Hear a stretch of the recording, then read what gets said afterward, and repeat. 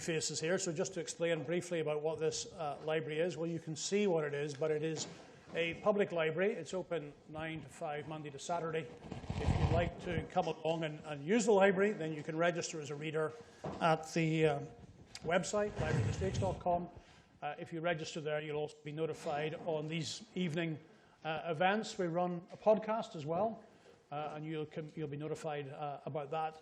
Library Mistakes is expanding. We're becoming a global movement. More of that to come next year as to where we are opening. But the purpose of the library is the study and popularization of financial history, which has a serious role to play in our understanding of economics and finance, because it takes it beyond the equation, takes it beyond the spreadsheet, brings in something to do with politics, which I think we're beginning to realize might be quite important, sociology, psychology, philosophy.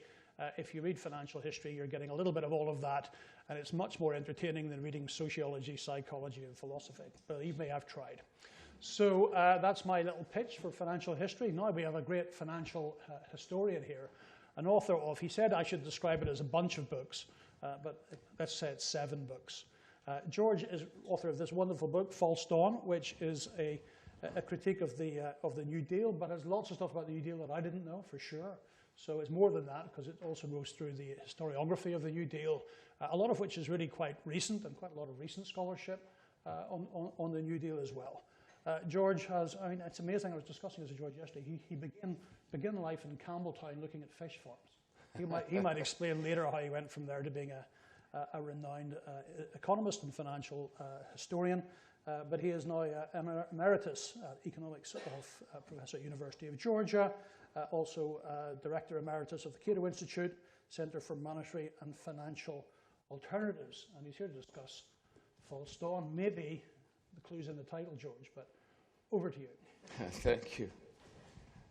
Thank you, Russell. How do I sound? Is it loud enough? Good.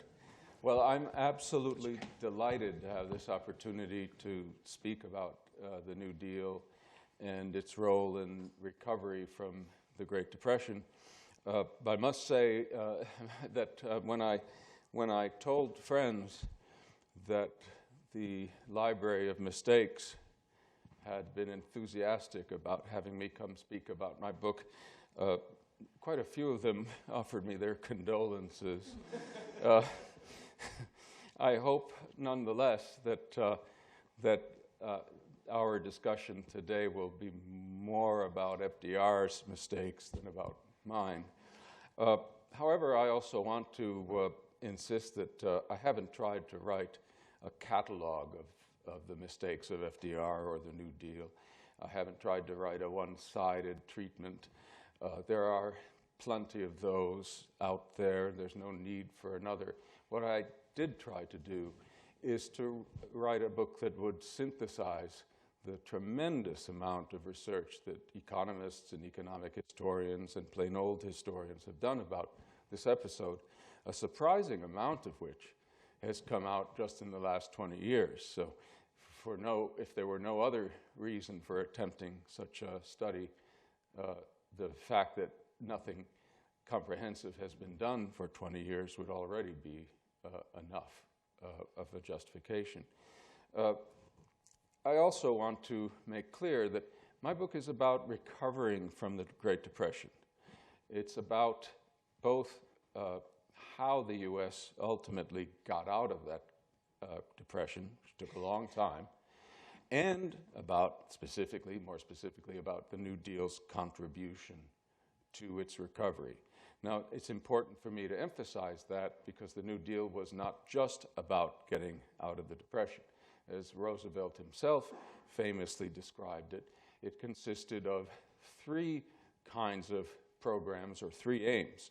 Recovery was one, reform was another, and the third was relief for the unemployed. I am concerned with recovery. I'm concerned with the question, how did the New Deal contribute to that?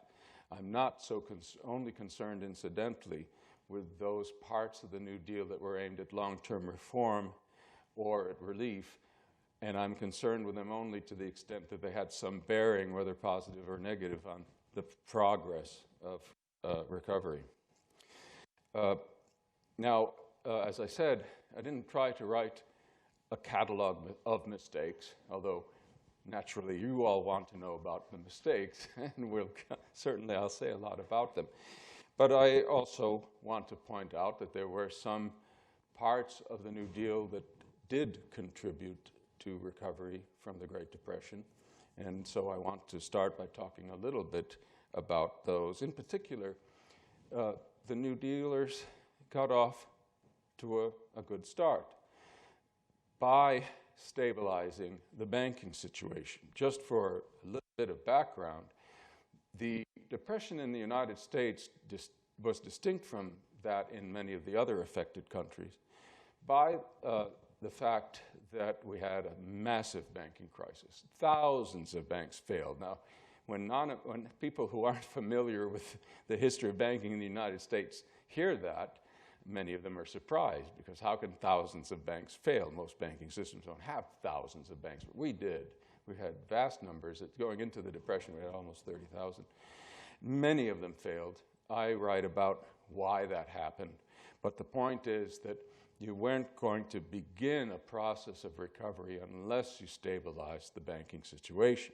Because as long as people were panicking and running on their banks and banks were failing, the economy was going to not only not be recovering, but it was going to be continuing to get deeper and deeper into recession.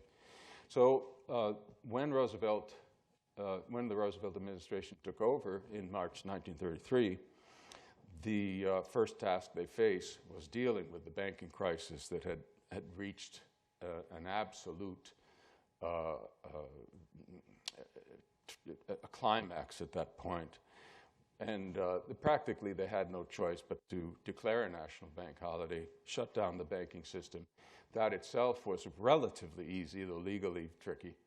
But what was very important and very positive was the program they put in place that eventually allowed the banks to be gradually reopened, those that were judged worthy of being reopened or that were made worthy of being reopened through capital injections and other things.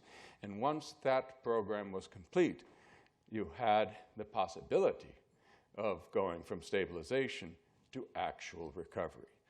Now, even there, that's a big contribution, right? Starting the process of recovery by stabilizing the banking system. Even there, it must be said that the New Deal's contribution was not quite what it might seem to be, for one very important reason.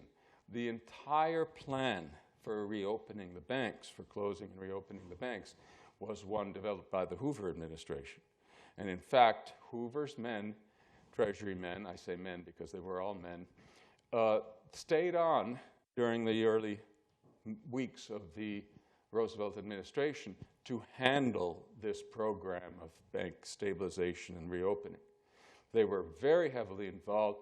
In fact, the Roosevelt people had no clue what to do, and they have written, some of them, about this, how grateful they were that Hoover's Treasury men stayed on. In fact, even Roosevelt's famous first fireside chat, given in the course of the National Bank holiday, which famously helped soothe people, calm them, and make them more confident in the banks, and help get the banking system reopened successfully, was drafted by one of those Hoover Treasury team people. It was refined by Roosevelt and delivered with great panache over the radio by him, so we're not denying him credit. But this was at least a joint effort of the Hoover team and the Roosevelt team. So that was very positive. There were other positive developments beyond the stabilization of the banking system. I'm only going to mention the one that I think was the most successful New Deal program, and now we're talking about a New Deal program. It's not something Hoover got started. And that was the Homeowners Loan Corporation. One of the big problems in the Depression was the number of homeowners who were unable to pay their mortgages. So these mortgages were not performing, and that meant not only that the homeowners were risking being thrown out on the street after being foreclosed, which many of them were, but that their creditors were in trouble because they would be saddled with properties that at that time wouldn't be worth very much. What the government did in this program was basically a gigantic refinancing scheme at a time when doing that was basically not going to be possible through private sector means alone. And it was a very successful effort. They took advantage of implicit and explicit government guarantees to do this refinancing, but it was a very clever plan, and it helped save a lot of homeowners and a lot of their creditors. So I think that was one of the more successful programs of the New Deal. There was a similar program called the Farm Credit Corporation that did much the same thing for farmers. We don't have as much information to go on there regarding its success, so I can't tell you that that was a big success in the way that I can confidently say that the Home Owners Loan Corporation was. But both those programs certainly could have contributed a lot. The homeowners program, I think, definitely did. Unfortunately, most of the post-bank stabilization programs of the New Deal did not succeed in carrying out the recovery process. They did not take advantage, as they might have, of the fact that the banking situation had been stabilized, the contraction of the economy had stopped, to get the economy going again. And here there were both errors of omission and errors of commission. And some of them will, I think, surprise people here a lot to learn about. Today, when we think about dealing with a recession, and presumably with a depression, were we to have one, we dared to call that again, the main tools, the main strategies for combating the recession are fiscal or monetary stimulus. In fact, people seldom talk about anything else. You're either going to get people, the proximate cause of recessions and of the Great Depression. I say proximate because one must dig a lot deeper to get to the real ultimate causes. But the proximate cause is a lack of spending, particularly investment spending, but spending in general, or what Keynes and other economists came to call aggregate demand. So the solution, we now understand, the role government can play in helping an economy recover is to take steps that get spending up again. Right? So one step is fiscal policy. The government spends more, preferably running deficits, because if it's taxing to finance the spending, then the taxing can undo or counter what the spending itself might do to boost demand. The other is monetary. The Roosevelt administration didn't take advantage very much of either of those things. And I know that sounds shocking because conventional wisdom says that it was a big spending administration that made great use of fiscal deficits. In fact, they did run big deficits, but it was only because they couldn't avoid it. Roosevelt was a very determined fiscal conservative throughout the 1930s. At one point, as late as 1938, he made a concession to what was then the growing influence of Keynesians in the administration to try fiscal stimulus. I'll get to that. But for the most part, he was determined to come as close to balancing the budget as was possible, given the fact that he did not want to deny relief to the unemployed. That's the fact. He was a consistent fiscal conservative. And although the Roosevelt administration spent roughly twice as much as the Hoover administration, it also resorted to much more extensive taxation. And so the extent of deficit spending, which is the kind you need to boost demand substantially, was not so great after all. In fact, there are many different ways to calculate the oomph of a fiscal stimulus program. Those that the most careful ones that have been performed by experts have been assessed by experts on this topic show that there was only really 1 year when the oomph of fiscal stimulus under the Roosevelt pre-war Roosevelt administration matched that of the biggest stimulus years of Hoover, which were 1930, 31. And that was 1936. But that was only because of a veterans bonus bill passed that year that resulted in checks being written for a lot of World War I veterans. And that bill was passed over Roosevelt's veto. But that was the main fiscal stimulus of the 1930s. Otherwise, fiscal policy was just not taken very much advantage of by the Roosevelt administration. And it's a myth, and it's not a new discovery of mine, but if you read the literature of economic historians and others that look seriously into this, they'll all tell you that fiscal policy wasn't tried, was the way one important study summed it up. What about monetary policy?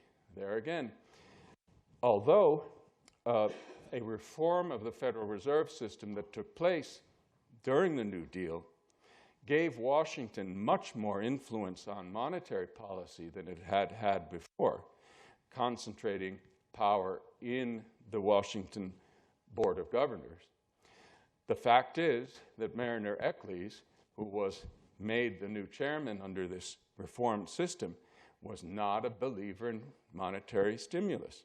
He was a big believer in fiscal stimulus. He was one of the administration's Keynesians, though the term is a little abused here because he arrived at his thinking on fiscal policy on his own. But he wasn't big on monetary stimulus, and he saw to it that the Fed didn't do a thing. If you look at the Federal Reserve's balance sheet, right, if a central bank is trying to boost the money supply to get people to give people more money to spend, it has to expand its own balance sheet in those days. The other thing it can do is reduce reserve requirements. Those are the main things it can do. Well, it didn't reduce reserve requirements. As we'll see, it ultimately started to raise them with disastrous consequences. And it didn't buy any assets. Discounting, which was basically lending to banks, was absolutely a flat line. Open market purchases of securities was also a flat line from the beginning of the New Deal to the end of the decade. Nothing. Now, this didn't mean, I should say, by the way, the one time during the Great Depression when there was an attempt, not very adequate, but a real attempt to use monetary stimulus, to have the Federal Reserve go in the open market and buy securities in an attempt to stimulate the economy, was in 1932, and Hoover was the big promoter of that. Wasn't enough, but it was something. There was a factor, a monetary factor, that was contributing to growth in spending and recovery during the New Deal. But it was not something the New Dealers themselves either were responsible for or welcomed. And that consisted of a large quantity of gold that started flowing into the U.S. economy after 1933. Now, Roosevelt did devalue the dollar at the beginning of 1933, after messing around with gold's price for a few months before that with very few good results. After he finally stabilized the dollar with a lower gold value, that contributed initially to some gold inflow by changing the terms of trade, but that effect didn't last very long. Something else happened in 1933 that kept the gold flowing almost, well, for the rest of the decade, and that was Hitler's rise to power and the growing fear of war in Europe. And that had capital flowing in to the United States, and that meant gold flowing in, which all went to the U.S. Treasury. As we'll see, the Roosevelt administration, far from welcoming all this gold, began to actually regret it and finally decided to do something about it to counter its effects, believe it or not. They referred to this, by the way, as hot money. That's when that term first started. So no deliberate monetary stimulus and very limited fiscal stimulus. And that right there, those errors of omission, in light of how we now deal with depressions or recessions, are pretty shocking. and should be kept in mind, especially when you hear people say, well, we can learn how to deal with the next recession by paying attention to what the New Dealers did. With regard to fiscal and monetary policy, we know a lot better than they did, a lot better. And so, but there were also errors of commission that made the lack of stimulus that much more damaging, partly because they limited the extent to which that gold flowing in could itself help the economy get back on its feet. And these errors of commission were particularly obvious in the case of the two big pillars of the main pillars of the New Deal's recovery program, the National Recovery Administration and the Agricultural Adjustment Administration. Those two programs were aimed at helping the economy to recover, not by stimulating demand, not by boosting spending, but by raising prices. And here you get to one of the biggest economic fallacies that undermined the New Deal's reform efforts. The belief that because prices had fallen, and that symptom was a major symptom of depression, they believed that anything that got prices up, no matter how you did it, would help the economy recover. Well, we've already discussed fiscal and monetary stimulus. They get prices back up by increasing demand. So the more people spend, the more higher prices can be supported by that increased spending, including higher wages. But the New Dealers believed that anything that raised prices would help. So with the National Recovery Administration, they encouraged the formation of industrial codes, which were basically price controls. There were also other kinds of controls, but price and wage controls, not the kind that you see more often these days, right? We often hear people advocating price and wage controls to counter inflation, that is, to keep prices and wages from going up too much, prices especially. But in those days, they were using the controls to get prices higher than they were. So these industrial cartels, essentially, that were formed deliberately with the help of, with the encouragement of the administration, set prices, higher prices and higher wage rates than would have occurred in a competitive environment. And by the way, they exempted all the industries that took part in this from antitrust enforcement. So they were literally encouraging the formation of cartels to set higher prices. The problem is, if you do that, and demand isn't supporting these higher prices, and remember, there wasn't very much stimulus, what you're doing is encouraging firms, what you're doing is you're taking whatever demand growth is occurring because of those gold inflows, and instead of having it give a big boost to employment and production, right, that potential is being wasted on higher prices and wages. So you have only so much demand. If you tell firms to pay the workers more per hour, guess what? They have to hire fewer workers. And if you tell them to raise prices, guess what? They're going to produce less output. So the effect of the NRA, to just focus on that, was actually to reduce unemployment. It's remarkable, but if you look at the statistics with the real wage per hour during this time, it takes a big jump when the NRA goes into effect. Why is that remarkable? Because 25% of the labor force was unemployed. How could wages be bid up? Well, they weren't bid up. They were increased by legal fiat.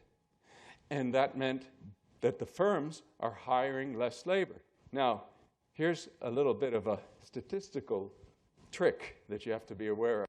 Not so much a trick, but something that could confuse you. The unemployment rate doesn't go up that much during this time when these codes are in effect. Now, I just said that real wages went up. So what happened?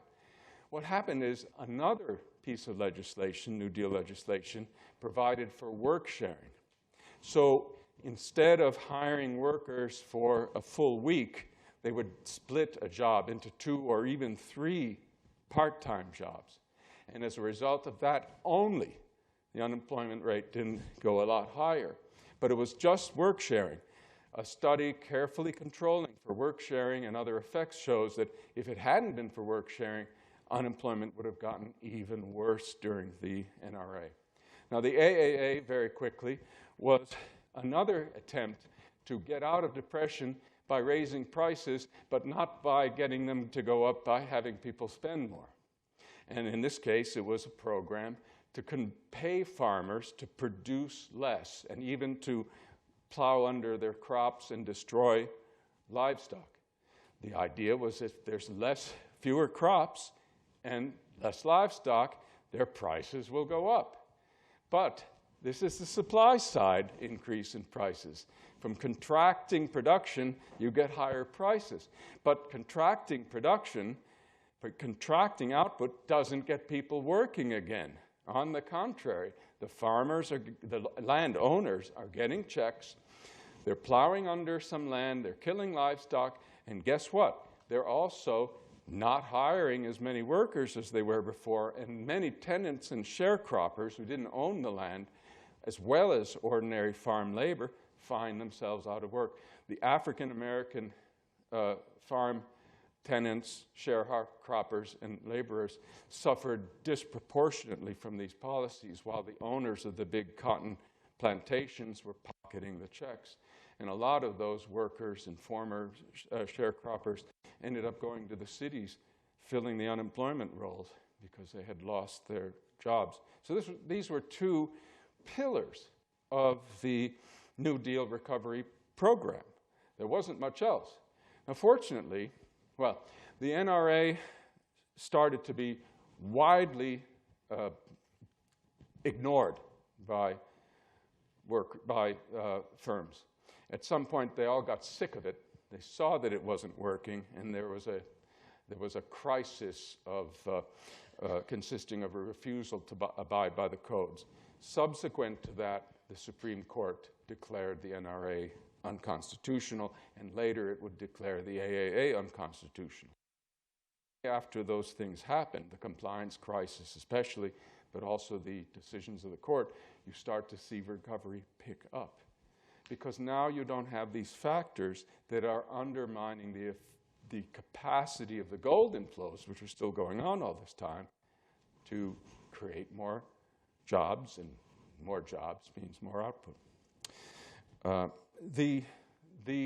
So as a result, between 35 and 37, you do have a period of sustained recovery. Right? You had a brief period of sharp recovery in the very beginning of the Roosevelt administration. Then the codes, et cetera, take over and things flatten out. And now you have recovery again. So much recovery that by early 1937, Roosevelt and others start thinking, it's right around the corner. We're almost there. But they're also noticing all this gold that's flowing in. And the banks are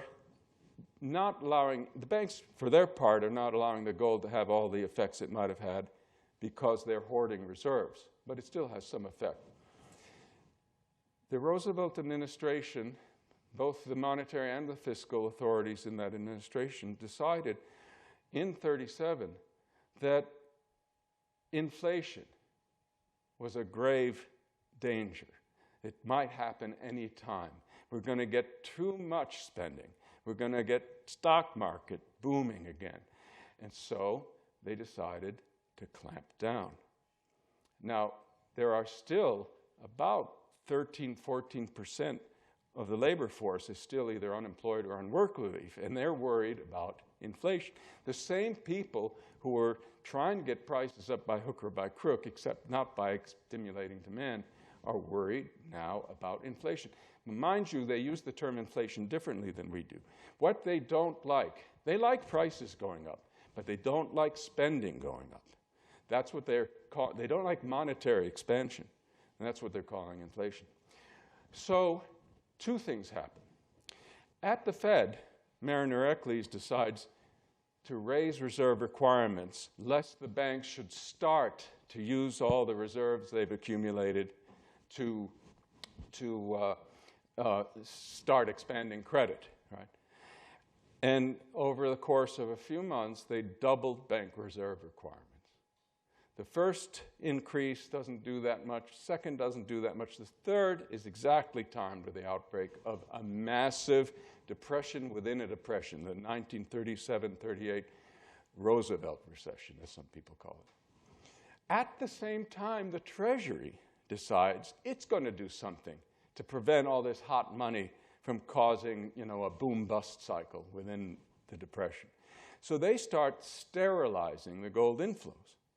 What does that mean? Well, normally the gold all goes to the Treasury. Since 1933, since the restoration of the gold standard after devaluation, the Treasury is the sole purchaser of gold in the United States. It's illegal for anybody else to own it. Normally, the Treasury would give certificates to the Fed for any gold it purchased, and the Fed would have that many more resources by which it might expand. And that was the passive expansion of the Fed, driven by the hot money. But sterilization means the Treasury gets the gold but doesn't give the certificates to the Fed. So they're preventing the gold inflow from raising the size of the Fed's balance sheet or adding to bank reserves. And this perfectly coincides with this massive, sharp recession that undoes a big chunk of the gains of the preceding years. So by the end of 1938, the economy is back to high double digits unemployment. I don't have a lot of time left, but I do want to say how recovery ultimately happened. And here it's important, I want to preface my remarks about that by pointing to the person who is sort of the hero of my book, an odd hero for someone who's known as big free market person and all that, because it's John Maynard Keynes. Now, most people argue about the Depression and the New Deal this way. They say, well, the conservatives say those darn Keynesians tried to spend their way out of the Depression, and of course it didn't work. Whereas the other side says, well, the New Deal was a great example of successful Keynesian fiscal stimulus. It was neither of those things because Roosevelt didn't listen to Keynes.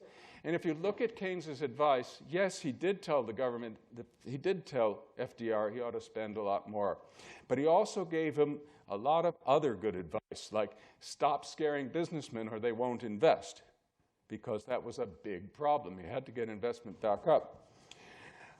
Keep that in mind when I tell you what it was that allowed the U.S. economy to recover. Now, of course, the New Deal did not get the U.S. economy out of the Depression. People say that it did every now and then. A lot of people do. But it's silly.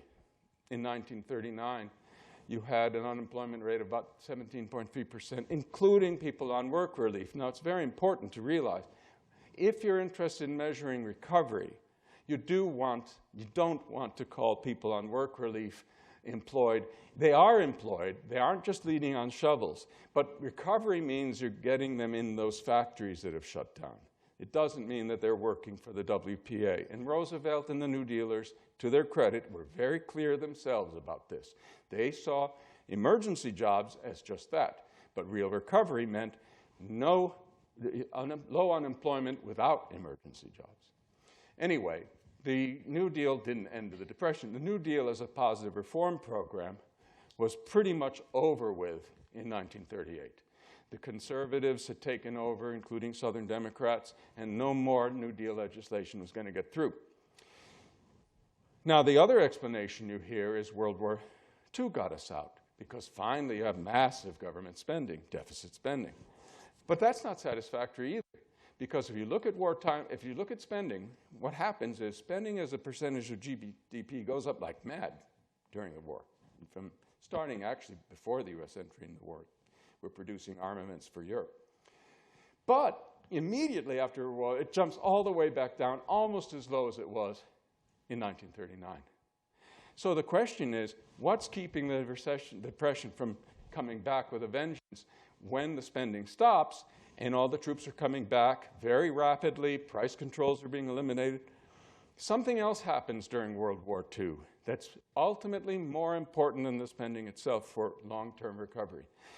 It's the change in the government's attitude toward business, which went from outright hostility in policies and rhetoric to a very cozy relationship to get them to cooperate and make arms and all that. That was the beginning of what later came to be known as the military-industrial complex. This allowed businessmen's confidence to be restored, or to use Keynes's term, it caused the animal spirits to smile upon them again.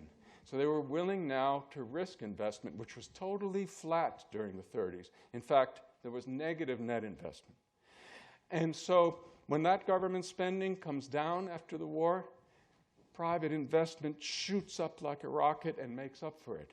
And that continued for most of the rest of the 50s.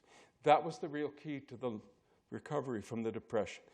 The revival of business confidence that the New Deal had, among other mistakes, had suppressed, had kept from being sufficient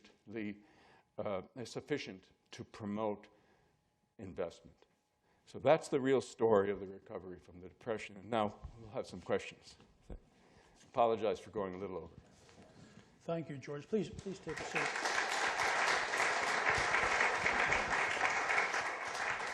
Now, your book has been out for a year, so it's had plenty of time to... It's been out since April. Okay, well, I must have read it just when it came out. It's had plenty of time to annoy people, so who's been most annoyed and why? Actually, I'm very disappointed by the low numbers of people who have publicly expressed annoyance with my book.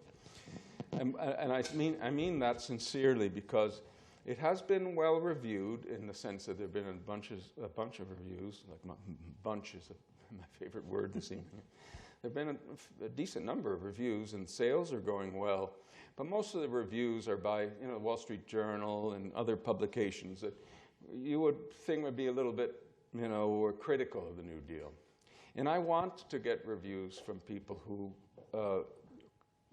don't have any beef with the New Deal, because I want to know what they think. We might be able to help. And if they were complaining, at least I would know that because what people are doing are reading the book as an anti-New Deal polemic, and they're not paying attention to the fact that I've really tried to be completely fair about the whole thing. Now, I've just told you about a bunch of mistakes, but here we are in the library of mistakes. But I did sincerely try to make use of all the research out there to come up with a fair verdict on what the New Deal did and didn't do. So I want to see I'd rather see a little bit more, some more complaints about the book. We might be able to help you with that today. Yeah, you might, yeah. As my friends feared. I wanted to quote, actually, not from you, it is in your book, but it's a quote I hadn't heard before. It's about Keynes, it's about animal spirits, because a lot of the book is by dampening the animal spirits. Yeah. This had a profound impact on the recovery. And this is what Keynes writes about. So this is his letter to Roosevelt, and it may be well known in academic circles, but I certainly hadn't come across this quote before. Mm-hmm. So I'll read it. And it's what you said earlier on. Businessmen, this is Keynes, have a different set of delusions from politicians. He's a brilliant writer, isn't he? Mm-hmm. And need, therefore, different handling. They are easily persuaded to be patriots, perplexed, bemused, indeed terrified, yet only too anxious to take a cheerful view, vain perhaps, but very unsure of themselves, pathetically responsive to a kind word. You could do anything you like with them if you would treat them, even the big ones, not as wolves or tigers, but as domestic animals by nature. It is a mistake to think that they are more immoral than politicians. If you work with them into the surly, obstinate, terrified mood of which domestic animals, wrongly handled, are so capable, the nation's burdens will not get carried to market, and in the end, public opinion will veer their way. So people say that Keynes is the architect of the New Deal. He's probably not. But even Keynes could see there was an offsetting impact here, and he was urging the president, 1938, to do something about that. He was very critical in his several open letters and private communications with Roosevelt, very critical of many New Deal policies. These letters, in this case, you don't have to do any reading between the lines, but when an economist is writing to a president, he's going to sugarcoat things a little bit. But Keynes did not make any bones about it. He thought that the anti-business rhetoric and policies of the Roosevelt administration were absolutely standing in the way of recovery, particularly by discouraging investment. And he also was a big critic of both the NRA and the AAA, and for all the right reasons. And he was a critic of Roosevelt's gold policies. That's a separate issue, but before he finally got around to devaluing the dollar, he messed around with this gold purchase program that Keynes characterized as a gold standard on the booze. And he was following the advice, Roosevelt, of not of Keynes, but of a Cornell agricultural economist that most people, including Keynes, considered a crank. So Keynes, this is why I say Keynes is sort of the hero of my book. So I expect more complaints from the free market people about that because they hate Keynes. But his advice about getting to the U.S., I'm not talking about his advice here in Britain, which may have been not so good. But as far as his advice to Roosevelt was concerned, I gave him about a grade of 90. It was mostly sound advice, and I have no doubt that if Roosevelt had actually been a Keynesian, by which I mean had actually taken Keynes's advice, the Depression would have ended during the 30s, certainly, and maybe fairly early in the 30s. Yeah, it's interesting that you mentioned the fear of inflation. We have a book in here, Joe Roth, The Depression Diaries, which is a contemporaneous account by a man keeping a diary. And he's terrified of inflation the whole way through the Depression because he thinks these policies will create inflation. And yeah, Keynes had a quip about that. At least he said there's one book where this quote is quoted, but I have never found a proper, primary source for it. But Keynes, according to this author, quipped at the time regarding American officials and their attempts to prevent inflation. They feared that for which they dared not hope.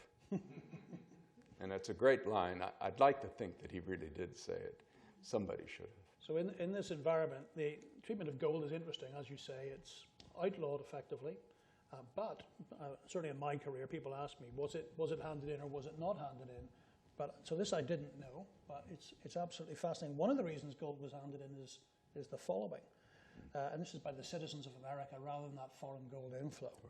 Right. And I quote from your book, under the circumstances, it's hardly surprising that bankers complied with the Fed's request and that many hoarders whose names that they divulged rushed to deposit coin and bullion. They published the names of people in the newspapers. Threatened to. If you didn't bring your gold in, and you were going to put your name in the newspaper for all your neighbors and friends to see. What's often misunderstood about the banking crisis is that at the beginning, you had all these small banks failing.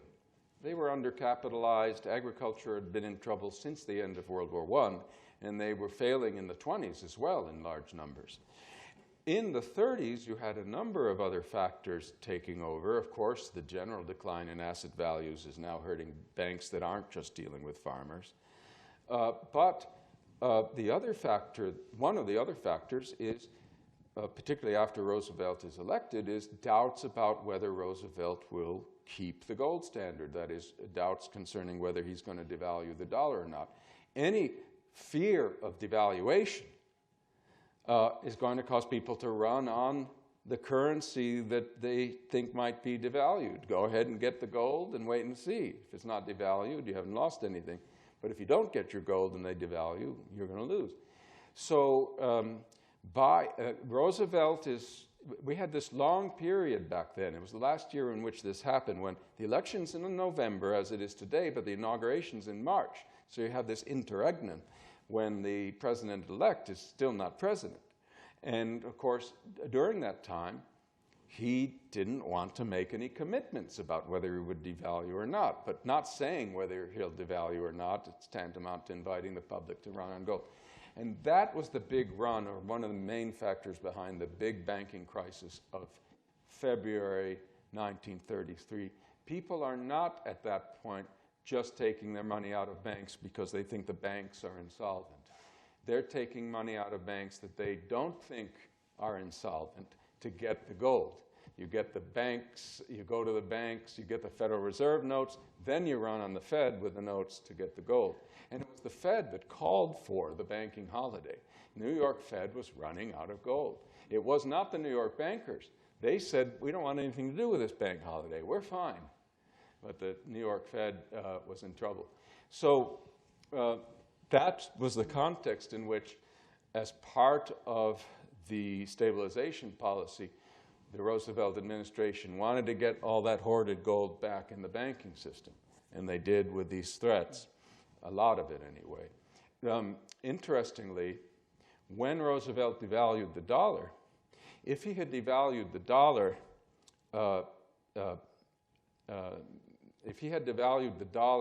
but allowed the increased nominal value of gold, allowed the Fed to keep the gold, then the Fed's nominal gold reserves would have gone up, and it would have been able to expand, would have expanded credit or supported the credit expansion to that extent. But they didn't do that. They first took the gold from the Fed, and then they devalued.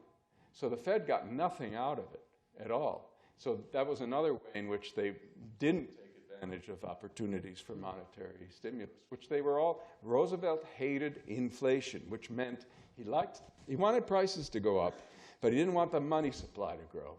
And this is very important to understand the difference between those two things, because if you try to get prices to go up without stimulus of some kind, you're going to do some crazy counterproductive things. Just a final question from me on 49. I cover 49 in my first book. I think it's a fascinating time.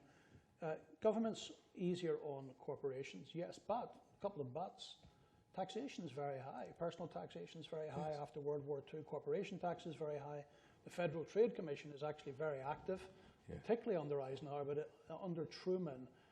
Is it really true? I mean, maybe it's just relative here, but I mean, was the post-World War II government really that pro-business if marginal tax rates were so exceptionally high? What businessmen disliked most was uncertainty, the inability to know what the heck was coming next. So they could plan around high tax rates, but they couldn't plan around something they couldn't anticipate. And so the biggest problem with the pre-World War II regime was all the experimentation. Roosevelt quite accurately described the New Deal during his campaign, and this is the only accurate description he offered of it during that time, as a policy of bold experimentation. But the problem with that is twofold. First of all, if the experiments go bad, you have to admit it and stop them. He wasn't very good at that. But the second problem, which was even bigger, was that the businessmen had no idea what was coming next. And that became more and more the case as the 30s wore on. And so investment, which had collapsed, never had a chance to recover. If you can have somewhat oppressive policies that are predictable, that's better than policies that might be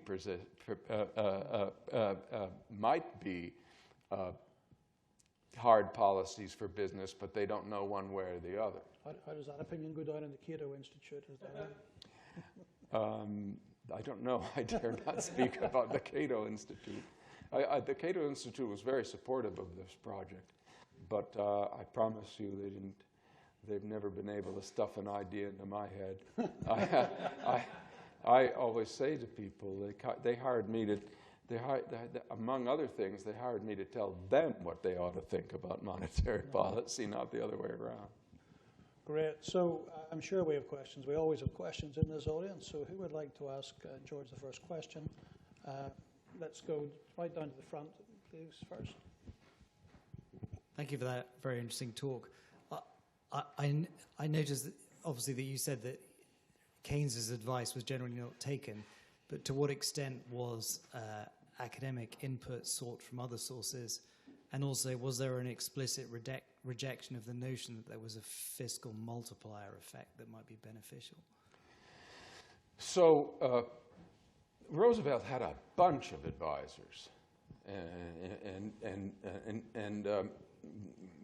they were all over the place as far as their different policies were concerned. They weren't necessarily consistent, but relatively few of them could be described as Keynesians, even in the sense that they had similar ideas, whether they were influenced by Keynes or not. Mariner Eccles had some Keynesian ideas. So did Laughlin Curry, who worked with Eccles.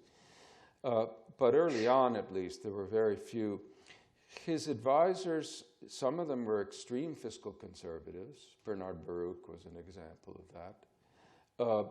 Others were cranks like George Warren, who was the mastermind behind the gold purchase program. As far as the multiplier was concerned, it was a concept that was just being developed during this time, just being toyed with. And Laughlin Curry had ideas about the multiplier, or what since came to be known about the multiplier. But those people had very little influence. Later on in the decade, as I mentioned, Keynesians became more important, and now you have some outright Keynesians who really are getting their Keynesian ideas from Keynes. That's mostly happening, as you would expect, after 1936, after the general theory makes its big splash. And they become more important in the administration. But it's also interesting that a lot of them, the New Deal, such as it was before, isn't something they're keen about. They want to go away from this kind of all these programs and alphabet agencies and all this micromanagement of the economy. They want to just have the government use the fiscal and monetary levers to get demand where it needs to be. And they are not New Dealers in the sense of subscribing to the very complex package of often inconsistent policies that went before. A good example of this is Alvin Hansen, who's the most important Keynesian in the administration later on. Hansen said in an interview that he didn't even consider himself a New Dealer. And those people would eventually become more and more important. And so you went from the government trying to run the economy to the government just operating this one lever to control total spending. And that was also a lot easier for businessmen to take. So a lot of businessmen found that Keynesianism was by far the lesser of evils. So the chairman of the Federal Reserve here is Mariner Eccles. I don't know if you know of his Scottish connection. It's a perverse one because he had to be the bravest central banker of all time because as a youth he was a Mormon missionary in Glasgow. And for that alone, I think he's a very special, different central banker. Next question, please. Thank you very much, Russell, and thank you, George. I've almost forgotten what I was going to ask about the thought of a Mormon preacher in Glasgow. George, it was really uplifting to hear towards the end of your story that business confidence was born out of really friendship between the government and businesses. And it brings us to the present day where we have a deranged individual looking after America and we have a mad as a hatter chancellor trying to take all our money from us because she thinks that's a good thing to do. Could you tell me what John Maynard Keynes might help them with? Well, I'll simply say, for starters, that I think if Keynes were giving advice to Trump, that the advice that we would be better off if Trump followed it than if he didn't. But I do want to also emphasize the fact that I'm very aware of the parallels between the uncertainty businessmen had to deal with during the New Deal and what they've been having to deal with under the current United States president, particularly with respect to tariff policy, but not just. After the book came out, I had one review that said, well, it's one of the problems with this book is that that the author didn't take advantage to it. He didn't say anything about Trump, except that I handed the manuscript in before Trump was elected. So, there's a little bit of there are long and variable lags between writing a book and getting it in print. So if I had been submitting it after seeing what has been happening in the United States, I certainly would have drawn those parallels and would have said that what happened in the 30s should serve as a stark warning about what's happening now. So just on that subject, how many pieces of Roosevelt legislation were were knocked down as illegal by the Supreme Court? Were not declared? No, were declared illegal by the Supreme Court. The only ones that really are well known, there may have been other cases, but it was mainly the NRA, the National Recovery Administration. The National Industrial Recovery Act included that, and it also included the creation of some relief programs, relief spending. That and the Agricultural Adjustment Act. Those were the two that were declared unconstitutional. Now the AAA, they ended up creating a new AAA, getting around the tax that had financed the old one, which was the thing that was found unconstitutional in the old plan.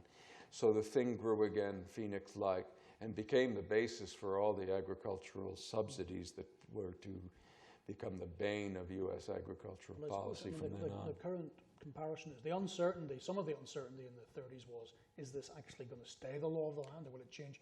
And that is conceivably, I know the Supreme Court might be slightly different today, but conceivably businessmen are sitting in America thinking, I don't know if this is going to be the law of the land. That might be the case. I do think, though, that back in the 30s, businessmen were less confused about what the Supreme Court would do, although they were confused now and then. There were a number of Roosevelt's programs that had long roller coaster rides in Congress and then were challenged in the courts, so people really didn't know the outcome until the court finally rendered its decision. But I think that the biggest problem was simply that Roosevelt kept on trying new things, and he would get different advisors, and he was also changing his policies as the political winds shifted. So when he was worried about Huey Long running as an independent, he starts to talk like Huey Long and to steal his thunder and to talk about, you know, getting back at all these rich businessmen, and he becomes a more aggressive populist. So things are changing all the time. And there's no consistent, solid principle that they could rely on that was going to limit the scope of possible changes in Roosevelt's policies. Okay. I think we've got time for one more question. Thanks. George, thank you very much for a great speech, and it's always great when time flies past, but you learn so much. Going back to sort of the impact of economics on politics, there's only been one president that's been elected 4 times in American history, and that being FDR.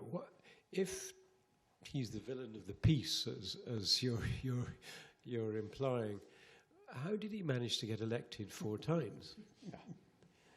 What happened to democracy, or what happened to what games were being played that he remained so popular if so many mistakes were being made?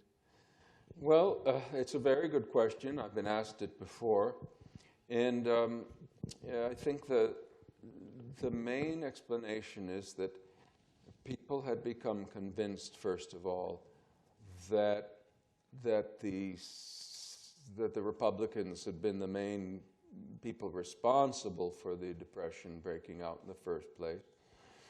They were not keen on going back, rewarding them for that, despite the lack of progress under the New Deal. But if anything, they were also becoming more and more tempted by these extremists like Huey Long and Townsend and others. So I think that in the end, Roosevelt was simply considered the lesser of evils by the plurality of voters. And after the war broke out, that changed things a lot, because now you had everybody's rallying behind Roosevelt in that last election, or the penultimate election. But I really don't have a better explanation than that. Of course, if you look at the candidates who ran against Roosevelt in those elections, they aren't particularly impressive. So that doesn't help. In much the same way that we managed to see Trump get reelected, the alternatives could have been better. But that's an area where I start to get way out of my expertise when I'm trying to guess what was really driving these election results. We had extremists of the left and the right. That's right. Father Yes. Coughlin, Lindbergh, Huey Oh, Long, yes. Huey Long on the left. Huey Long. And, you know, a lot of free market types, libertarians, like to compare Roosevelt to the fascists and that sort of thing, or to call him a socialist, either one, right? And it has to be remembered that he was a compromise, because there were a lot of fascists and outright socialists there waiting in the wings. And so this was seen as a sort of middle way, something not extreme. And with the Republicans out of the running for the time being, Roosevelt is the lesser of evils. George, thank you. You're welcome. I am hoping that some of you will join us for drinks afterwards, courtesy of our friends Kennox Asset Management. But George, thank you for writing the book. It's not just a wonderful look into the Great Depression, it's a look into literature and the opinions on the Great Depression. There's lots of stories in here that I didn't know, which are tremendous. And thank you for writing it. Thank you for coming to the Library of Mistakes. Thank you, Russell, and thanks to everybody for coming to the talk.